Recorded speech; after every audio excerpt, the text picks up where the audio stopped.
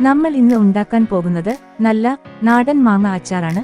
അതിന് മാങ്ങ ആദ്യം തിളച്ച വെള്ളത്തിൽ വാട്ടിയെടുക്കുക. പിന്നീട് നമുക്ക് ആവശ്യമുള്ള വലുപ്പത്തിൽ മാങ്ങ കഷ്ണങ്ങളാക്കി എടുക്കുക. പിന്നീട് നമുക്കാവശ്യമുള്ള വെളുത്തുള്ളി, ഇഞ്ചി, പച്ചമുളക് എന്നിവ വൃത്തിയാക്കി വെക്കുക. ഒരു ഉരുളി എടുത്ത് നല്ലെണ്ണ ഒഴിച്ച് കടുകും ഉലുവയും പൊട്ടിക്കുക. പിന്നീട് നമ്മൾ നേരത്തെ എടുത്തുവെച്ച ഇഞ്ചിയും ഉള്ളിയും മുളകും മൂപ്പിച്ചെടുക്കുക. അത് കോരി മാറ്റി വെക്കുക. കുറച്ച് കറിവേപ്പിലയും മൂപ്പിച്ചെടുക്കുക.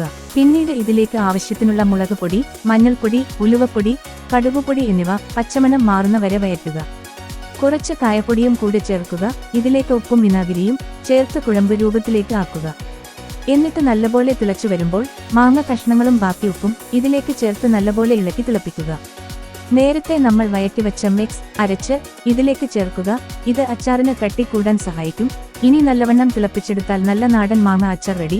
നല്ല എയർ ടൈറ്റ് ഉള്ള പാത്രത്തിൽ എടുത്തുവെച്ചാൽ കുറെ കാലത്തേക്ക് നമുക്ക് ഉപയോഗിക്കാം. വീഡിയോ ഇഷ്ടപ്പെട്ടാൽ ലൈക്ക് ചെയ്ത് സബ്സ്ക്രൈബ് ചെയ്ത് സപ്പോർട്ട് ചെയ്യുക.